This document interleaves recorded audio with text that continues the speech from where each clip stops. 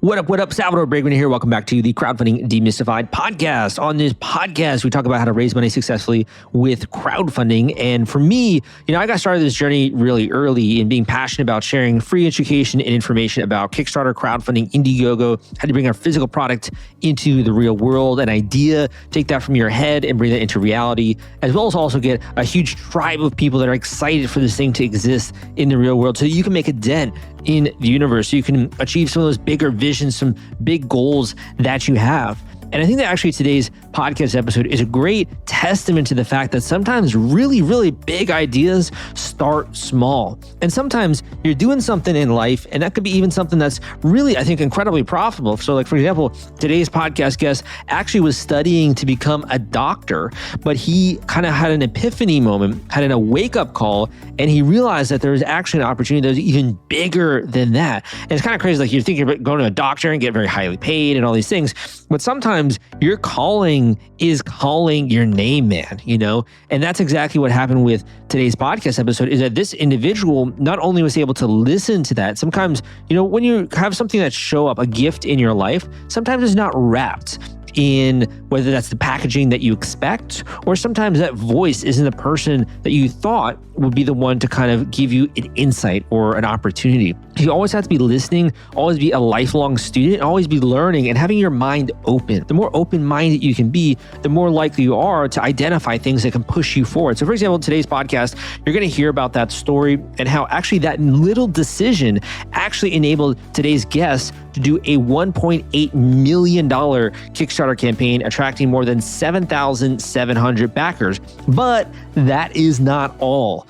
So, that little decision was quite profound. You're going to hear the entire story on the podcast and kind of what went into that, and why this is so important for you is that you might be in your life right now, right? And you might be having some big goals yourself, and you're like, can I really do that? Can I really pull that off?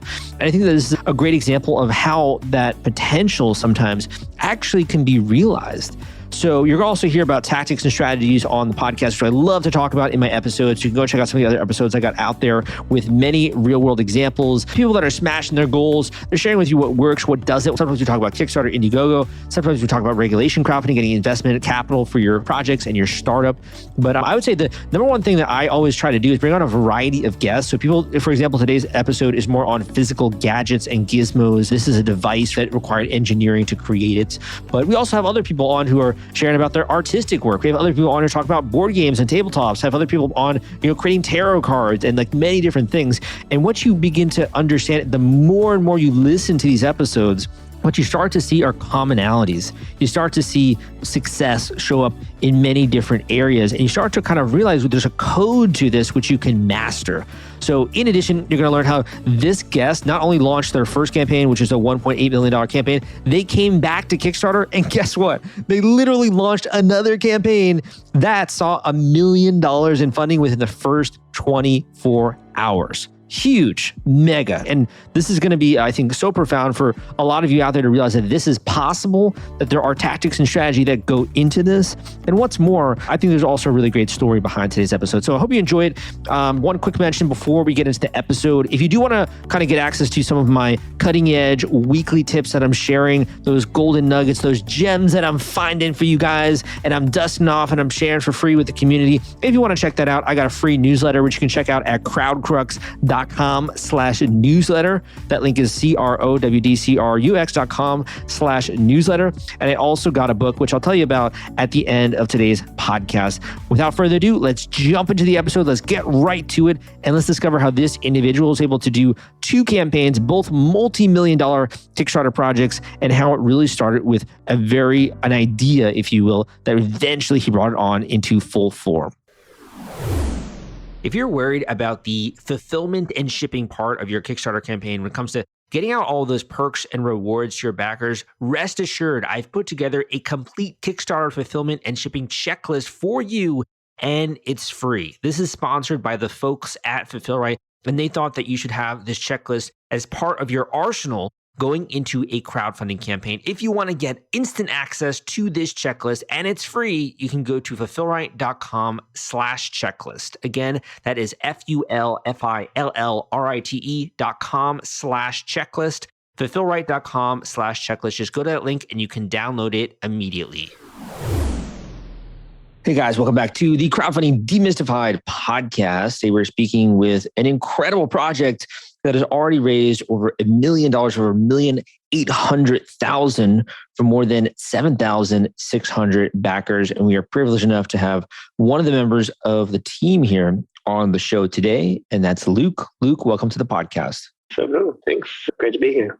Definitely, man. What's been your role like on the project? Maybe you can just kind of share that with the listeners and also tell them a little bit about the product that you've made here. Sure. I'm Luke. I'm Nura's CEO. And at Nura, it's our mission to give you the best that you can get out of your music. So give you the deepest connection and then help you to extract everything you can get from the music you love. And the way that we've been around for about 5 years now, and the way we first tackled this problem was by recognizing the simple fact that we all hear differently. So two people standing side by side at the same concert, hearing two different versions of the same song. And this isn't to do with hearing loss. This is just the normal variation between unique individuals. And so we developed a technology that can be built into headphones. It can automatically work out what frequencies of sound you hear well, what frequencies you hear not so well, and automatically retune itself to the best experience. So the headphone can automatically retune itself to perfectly complement your hearing. Yeah. Very cool. Very cool. And 5 years ago, we brought that technology to the world with our first product, which is some over-ear headphones called the Nura phone, and we did that on Kickstarter as well.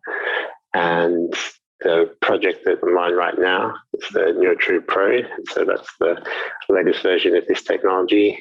But then also pairing that with some of the latest advances in audio and Bluetooth technology to really give you that the most awesome experience of music you can have by combining our technology with the latest Bluetooth technology, which now lets you send audio completely losslessly, which is a big innovation. It's always been Bluetooth being an inferior way of sending sound, and that's just not the case anymore due to the latest technology called Bluetooth, which is really, really cool.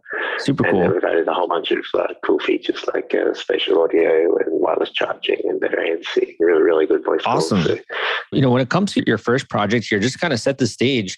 What was it like when you really had that mega success with that first campaign? What happened next? Like, what came from that project? Yeah, so that first project 5 years ago, that really allowed our company to start. So when we did that Kickstarter, we were 4 guys at the time, right?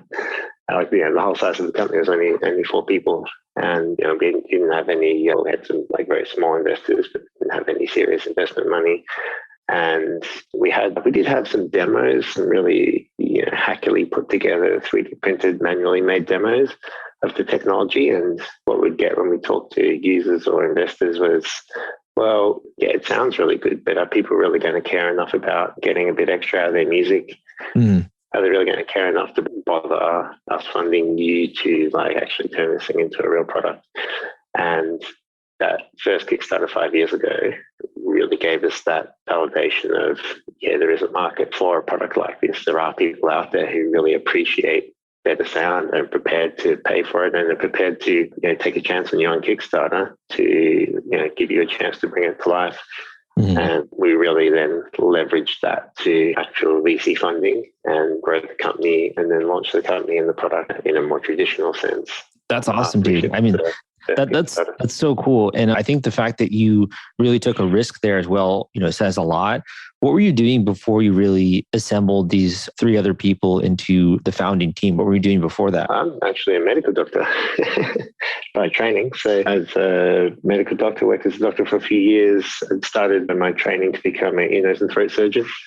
And during that training, I was doing a PhD on the side, and that PhD was in what we call objective tests of hearing. So that's ways of testing your hearing that don't require you to push a button to say if you can hear it or not. And it's not what's in our product isn't. It's loosely related to what I was doing at my PhD, in the sense that it's getting a different type of test that doesn't require you to say if you can hear or can't hear something, so the headphones can work it out automatically. So yeah, I was actually from a medical background originally, which is people think it's really weird that why are you making headphones? How do you go from mouse to headphones? The link there is the ear, nose, and throat. Yeah, ear, nose, and throat. I always wanted to be an ear doctor. When it comes to that, I mean, you've been obviously studying for so long. in the medical field. Was it risky to you to kind of take all of that and to really work on a whole new idea, a whole new product? Why do you think that that was something that was burning in you to do? Yeah, it was enough risk. And at the time, it didn't seem like, I feel like you kind of get sucked in with baby steps, right? So at the time, I was like, That's how it happens.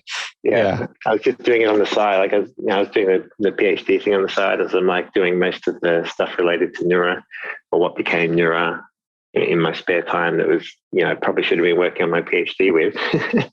And so that didn't seem like it didn't seem like I was, sabotaging. You're going to be a CEO and going to run the company someday. Yeah. I mean, then like, particularly after the Kickstarter, you're like, oh, wow, wait a second. Like this went from some hobby thing that would kind of be cool if we could make it happen to, oh, wow, we need to make thousands of these. We've got a whole bunch of people who have put their trust in us to deliver. And then it's like, okay, well, I need to take some time off the medical thing to make this happen. And then you start taking more serious amounts of venture capital funding. And it's like, well, okay, now I kind of need to make this my focus. My primary job now. Well, how big has your team grown to? So you start with 4 people. How's it grown to now? If you include like things are a bit different now with all the hybrid working and a lot of people working less than full time and 3 days a week, part time and things like that. So I think the whole team, if you include people working part time and contractors and things, would be around 30. That's insane, man. That's incredible. That's so awesome. And you're able to do something that you're passionate about, and you're actually solving a real problem, and you're using all that information that you gain from studying and doing your PhD to apply this to a real world product. I mean, that's so freaking cool. Yeah, I think it's pretty cool. Like, I remember my parents were pretty upset that I was like, wasting the medical thing when I first told them. Right? They're like, well, not really. Like, you wouldn't have been able to make Nura if you didn't have, someone like me there who understands the physiology correctly and has that deeper understanding on the medical and biological side. So, I feel it's more like an extension of my learning rather than doing something completely different. Having done a successful campaign, also, your second campaign, which is now live, people go and check that out. What do you feel like is something that you've learned throughout the process about crowdfunding or about Kickstarter? What's something that you feel like you've learned that you could pass on to the community?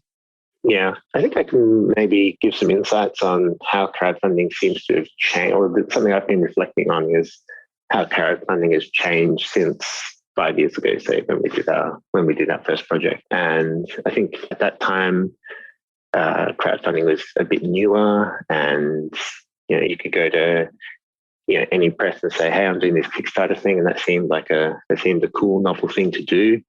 And so lots of people would write about it just because you were on Kickstarter was enough to get some press interest on that. And I feel like it's also in the earlier days of crowdfunding where there hadn't been so many projects that had gone badly wrong, which I feel like is, potentially jaded a lot of people's experience of crowdfunding and things like that. Like this time, the PR,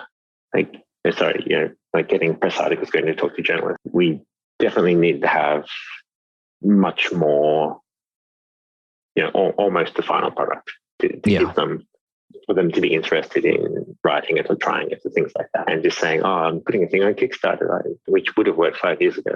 Just not in it. The final thing and give us confidence that, prove it to me that it actually works and does everything you say, and show me with some confidence that you can actually make and deliver this thing. Because I think a bunch of journalists also got burnt when they found some cool idea that then shipped very late or didn't live up to expectations or things like that. I thought the change in the way that you go about getting press articles is definitely different. Something that was important to us this time around, and I'm not sure how important that is in general, but I think which is this time we waited till way closer to having a shippable product before announcing the Kickstarter, right? So with our first project, the Nura phone, we really went there with an idea.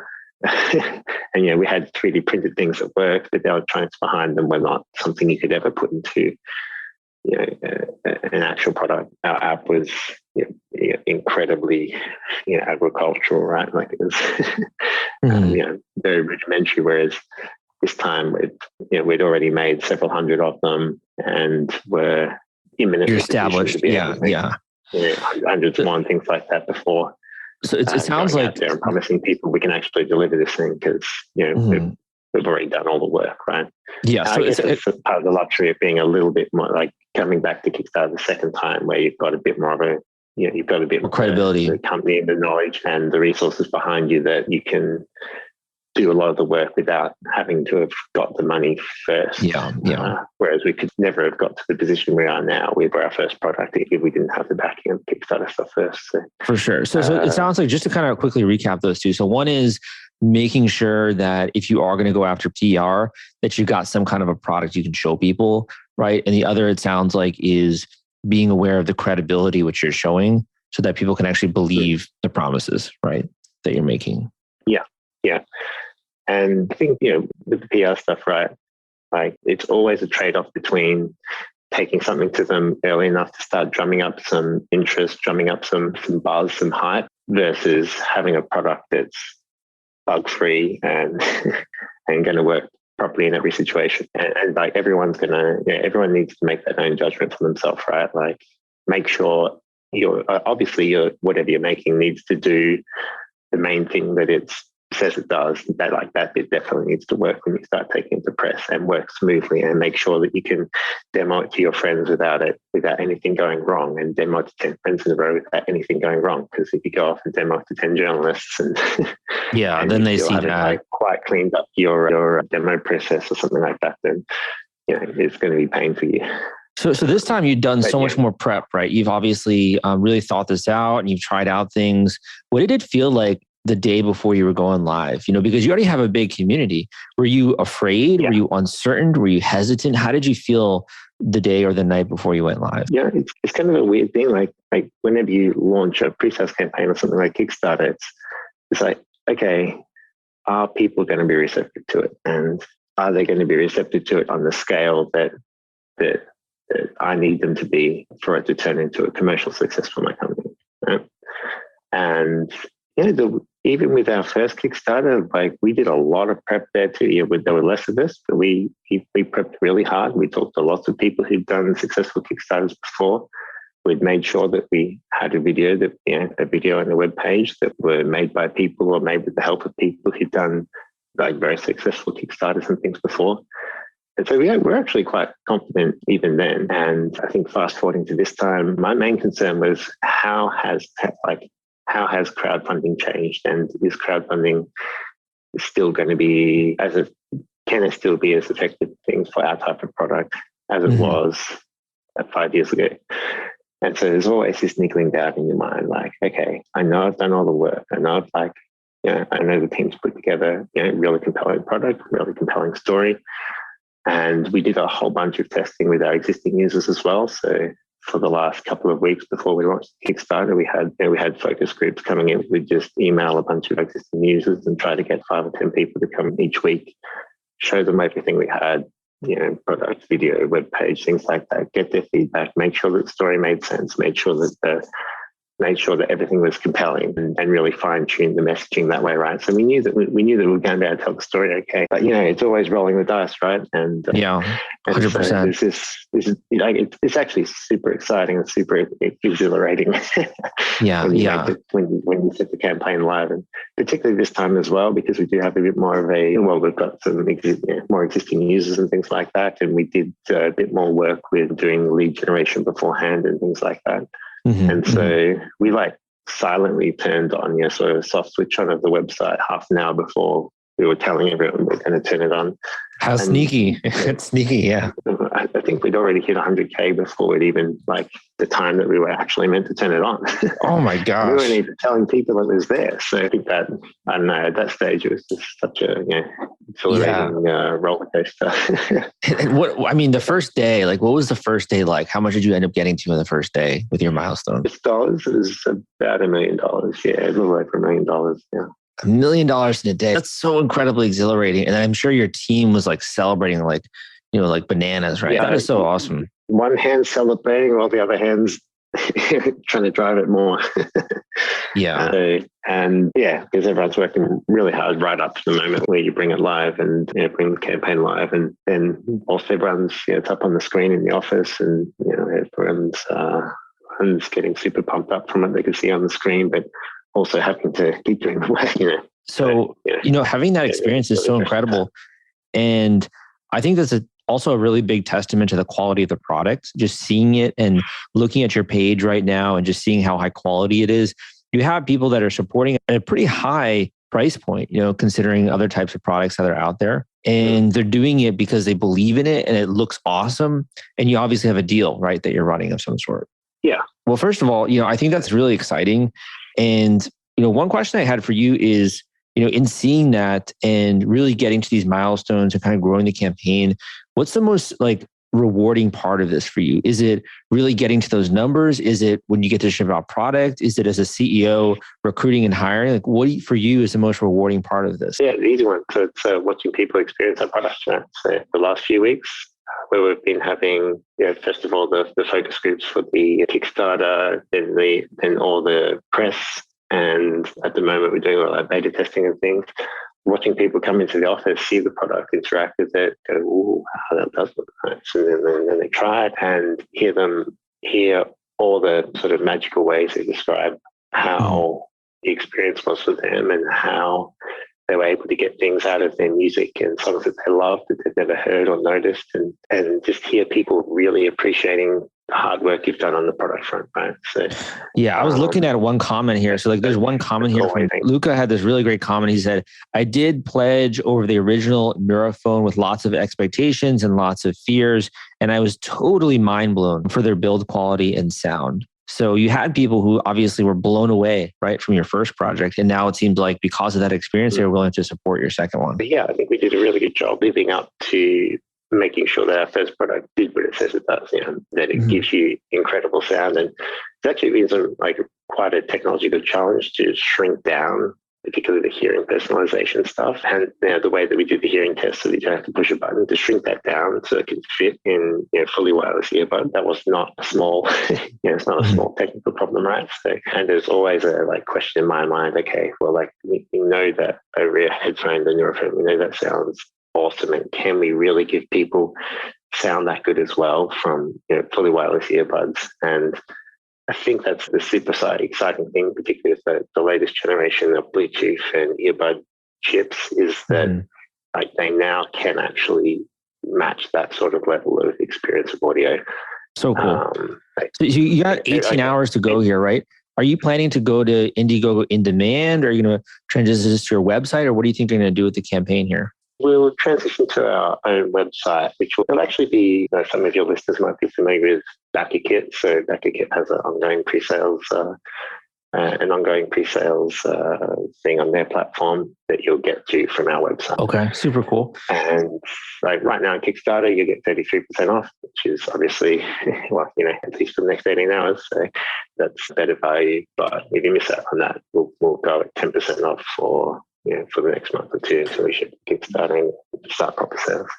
Okay. I just have two more tactical questions for you. So one of my questions was, I'm not sure if you've done that before. Did you use BackerKit last time or a similar kind of tool with your first campaign? Yeah, it's really good for, not to give them a massive plug, but it's quite useful for collecting addresses and doing add-on accessories for their first product. What kind of lift do you see? Do you see it helps you raise an extra 20% more or 10% more? Or do you have any thoughts on that? If that's useful?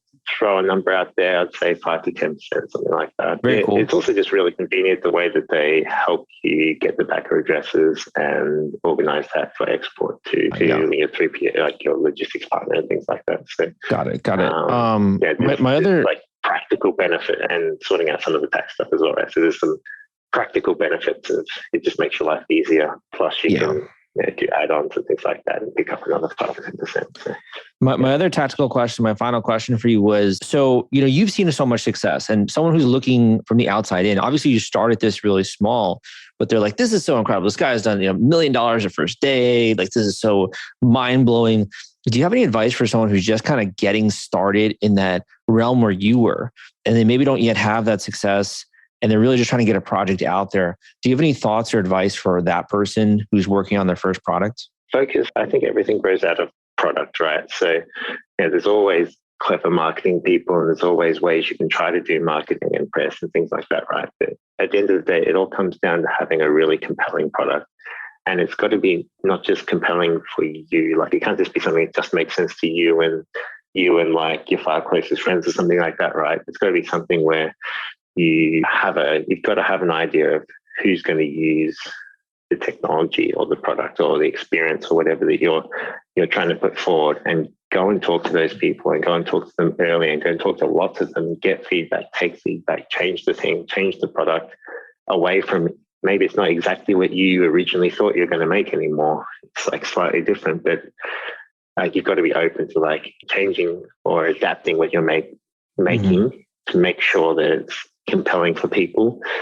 And then clarity is the other thing. So clarity of messaging is, you've got to find a way to explain what your product does, or the benefit someone's going to get from your product, in a way where they're not confused by it, right? A lot of things like Kickstarter are innovative technology. I think that's a really awesome thing about crowdfunding, Kickstarter and things like that, is it lets really cool tech that just would never come to life if it was up to corporate product development cycles. They just wouldn't make stuff like this, right? And it takes people taking a chance on Kickstarter. It takes the Kickstarter community taking a chance on people to bring some of these really cool, really innovative products to life.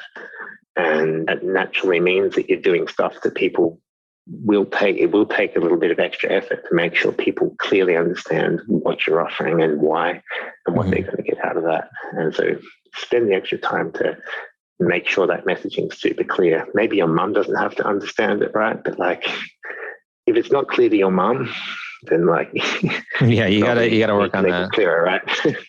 Even like your mum might not be the target audience, right? But like, it's got to be clear to people who are slightly outside of your target audience, not just the people who you think is your square target audience. Yeah. Well said. Well said. Where can people go to learn more about your campaign? Where can they go learn more about your brand? Yeah, so at least the next 18 hours, if you jump onto Kickstarter and search for Nura, N-U-R-A, you'll see the NuraTrue Pro. That's our latest offering. It's a really amazing, think of it like AirPods Pro, but giving you a sound. It's nothing like an AirPods Pro. This level of sound quality is just a different plane. Otherwise, you can hit us up on our website, nurasound.com, so N-U-R-A sounds.com. Awesome. I'll make sure to include those links. I appreciate you so much. I know it's very late there in Australia. I really appreciate your time and sharing some of these great bits of wisdom with listeners. It means so much, and I can't wait to see you coming out with your next product. So good luck. All right. Thanks for having me. Thank you for listening to this episode of the Crowdfunding Demystified podcast. I hope you enjoyed today's story, man. And that's really what I try to do, is I do try to deliver tactics and teachings and strategies and resources and tools, things that you can know, things that you don't know about, and also get you an idea of like what it's like to actually run one of these campaigns. But the other thing I try to do with this podcast is really to share stories that matter. Because I think that when you hear a story of a real person, someone who's actually an individual in this world doing something that you've always wanted to do, some people are a little bit skeptical, and they're kind of like, what? I don't really like that. I don't like hearing this guy did $1 million campaign, and I feel so envious, and I don't like that, right? But there are also other people. I think that actually is honestly most of the people in my community that end up sticking around, end up studying success, end up actually studying examples, studying people, right? And really sinking their teeth into this education that I'm putting out there. I think these people look at that and they're not envious. They're actually inspired. They actually see that and they're like, you know what? If this guy can do it and he can figure it out and he can make a career transition, maybe I can too. And if you have that kind of realization and you just want a little bit more guidance along the way, I got a great book out there for you called The Kickstarter Launch Formula. This is really an A to Z, step-by-step guide to help you smash your goal on Kickstarter. It's really there to kind of just be like a paint by numbers formula, if you will. What you got to do every step of the way. I break it down into a very simple system, which you can digest, a formula, if you will. And this is really because of the way I approach marketing. I'm kind of like a scientist. I view myself as a scientist, really studying, researching, trying out different things, and in that way, discovering what works and what doesn't. And I put all of my findings, if you will, those valuable findings into the Kickstarter launch formula. And you can check that out. There's a free audio version you can get if you sign up for a free 30-day trial of Audible. So you can check that out at crowdcrux.com/Kickstarter audio. The link is crowdcrux.com/Kickstarter audio, crowdcrux.com/Kickstarter audio. If you are a busy person like I am, and I'm sure you always got lots of different rods in the fire, you might like that audio version. So that way you can listen on the way to work, so you can listen while you're doing other stuff, you're cleaning your room, whatever it is you're trying to do, right? You can be learning and downloading information to your mind at the exact same time. So again, that link is crowdcrux.com/Kickstarter audio. The other quick link I wanted to mention for you today, and this is really for people that I think that are ready to take action. Like, not everyone's ready to take action, honestly. Sometimes I'm not ready to take action, right? Sometimes you're just kind of researching, you're just learning and that kind of stuff. That's great. But if you're ready to take action and you're serious about this and you're like, you know what? I really want to do one of these campaigns, but I really, before I do that, want to make sure I give myself the best possible chance for success. That's really when I recommend doing my one-on-one intensive coaching calls. So I have people who come on these calls all the time. A lot of the times it comes, maybe they're building a physical product, they have questions about that. Maybe they're trying to do a Kickstarter campaign and they have questions about that. I had a lot of people who are interested in doing Indiegogo campaigns and like, Sal, I want to just learn more. What's the difference between Kickstarter and Indiegogo? What's good for my category, for my particular product? Should I even do one of these? I have people come on and book calls with me. I have had a lot of other people as well doing campaigns like WeFunder campaigns and for investment capital. So we get a really great crowd of people. And that's one of the things I've always wanted to do, no matter how much more successful I become, or how now I'm working with long-term coaching students and I'm working with clients and like all these other things, right? I still always want to make myself to a degree available to the community because I think it's very important. I think it's important to be able to put out good information. I think it's important as well so people can get insights into what's working behind the scenes. And quite frankly, that's what I have always felt frustrated about in my life, is that like if I ever wanted to do something and there wasn't really a book about it or there wasn't a trainer who could help me in some way, it always was so frustrating because I had to figure everything else out by myself. But when I got into this industry and I started in this industry in 2012, what I realized was that that's really my role, is to make this easy for other people, right? Just make it simple. You don't have to become a master at crowdfunding. You can if you want to, right? But you don't have to. You just have to know a couple of really key principles, really good tactics, a foundational strategy, and you can literally knock this thing out of the park. So if you want to check that out, that's my Boston, I guess, coming out of the park. My Boston's coming out there. I actually grew up in Massachusetts. But anyway, man, so if you want to check out that link, you can go to the link I'm about to mention at crowdcrux.com/coaching. That link is crowdcrux.com/coaching, crowdcrux.com/coaching. Go and check out that link, enter a little bit of information about what you're trying to do, and we can get that call scheduled ASAP. Thank you so much. Hope you have a great rest of your week, and I'll see you next time.